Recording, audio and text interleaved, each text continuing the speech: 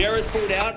Novak Djokovic has pulled out, which is a huge one because, of course, Novak is one of the former champion, and it's the last time we're going to see anybody getting warm-ups. So he's going to go to the US Open singles with no matches under his belt on hard courts, which is a bit strange. Novak Djokovic has been missing in action since his Wimbledon semifinal loss to Jannik Sinner. But now, just weeks before the 2025 US Open, he's sent a very clear message. He's ready to fight again. Fans got their first look at the 38-year-old legend's preparations when a short clip surfaced online, showing Djokovic training on a hard court in the luxury resort of Portinovi, Montenegro.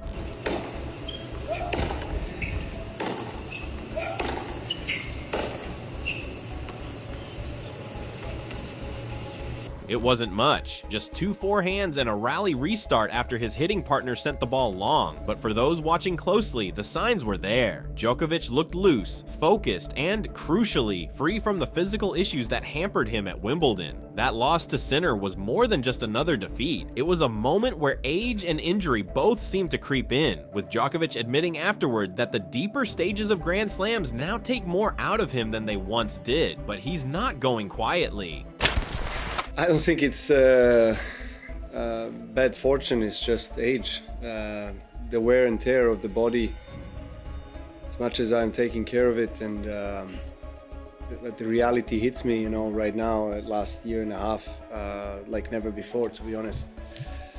It's it's tough for me to accept that because I feel like when I'm fresh, when I'm fit, I can still play really good tennis.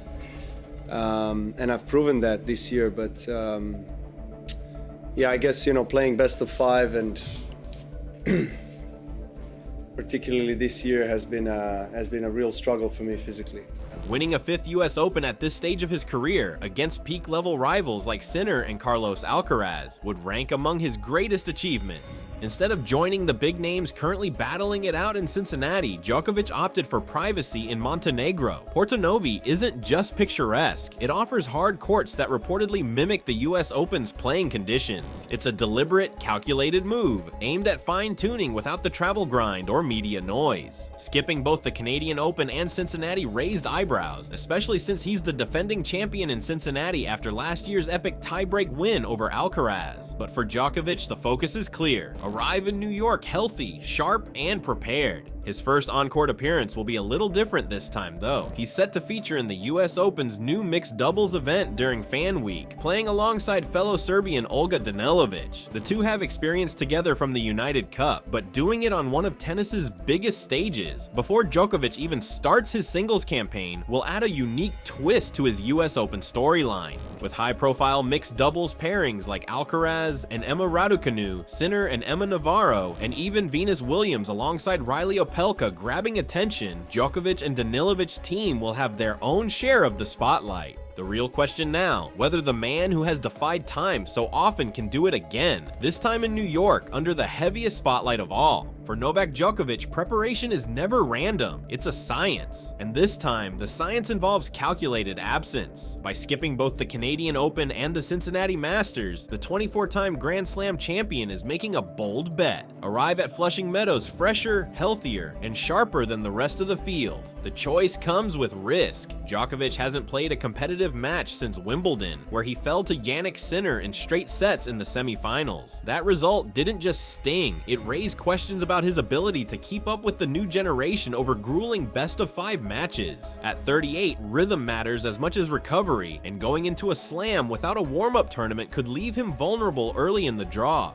But Djokovic has pulled off this kind of approach before. His team has reportedly been running match simulation drills in Portinovi, using hard courts that mimic US Open conditions. Every detail, from the court speed to the type of balls used, is being replicated. Even his choice of hitting partners is strategic, mixing in younger, high-energy players to push him in long rallies. And then there's the mental side. Djokovic thrives on having a point to prove, and after Sinner's breakthrough at Wimbledon and Alcaraz's continued run rise, the Serb's motivation is obvious. A 5th US Open title would be more than just a number. It would be proof that even as the years stack up, he can still outlast and outthink the sport's brightest young stars. Adding to the intrigue is his entry into the US Open's revamped mixed doubles event. Partnering with Olga Danilovic gives Djokovic a chance to test his court instincts in a competitive setting without the physical toll of singles. It's an unusual move for a player so single-minded about Grand Slam preparation, but it could be a clever way to ease into the tournament environment, adapt to the conditions, and soak in the New York atmosphere before the high-pressure matches begin. Meanwhile, the rest of the men's field will be deep into the grind of the North American hardcourt swing. Sinner, Alcaraz, Daniil Medvedev, and even dark horses like Jack Draper will arrive in New York battle-tested. Djokovic will arrive battle-ready, but only in theory. This is the gamble. Will rest and precision training be enough to match the match-hardened legs of the tour's elite? In 2 weeks, we'll know if this was a masterstroke or a rare miscalculation. The 2025 US Open won't just be another Grand Slam for Novak Djokovic, it's shaping up to be a career-defining crossroads. For nearly 2 decades, Djokovic has thrived under the New York lights, collecting 4 titles and playing some of the sport's most unforgettable matches. But this year feels different. The stakes are higher, the competition younger, and the margins tighter than ever. Every storyline around Flushing Meadows seems to circle back to him, whether it's Jannik Sinner's surge to the top, Carlos Alcaraz's relentless ambition, or the growing list of next-gen players who believe they can take him down over 5 sets. Djokovic knows that at 38, he's no longer expected to dominate the field week after week. What he does have, however, is unmatched experience in pacing himself for the big moments. His decision to skip the hardcourt warm-up events isn't just about rest. It's about arriving in New York with a sense of mystery. His rivals won't have recent match footage to pick apart, and that unpredictability could play in his favor.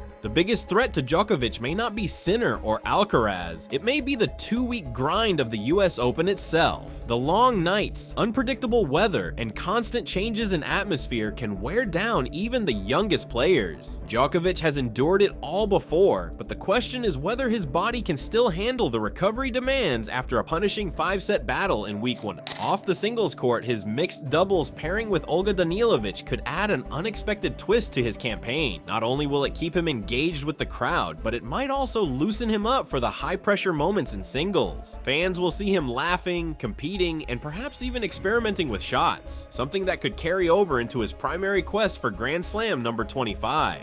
There's also the looming possibility of another showdown with Sinner or Alcaraz deep in the draw. These aren't just matches, they're potential generational markers, moments when the old guard and new guard collide with history on the line. For Djokovic, winning in New York this year would mean more than just another trophy. It would be proof that his reign isn't over, that even as time ticks on, he can still summon the brilliance and mental steel that made him the sport's most dominant force. And if he does it, the conversation around his legacy won't just be about numbers. It will be about a 38-year-old refusing to yield, one fearless swing at a time.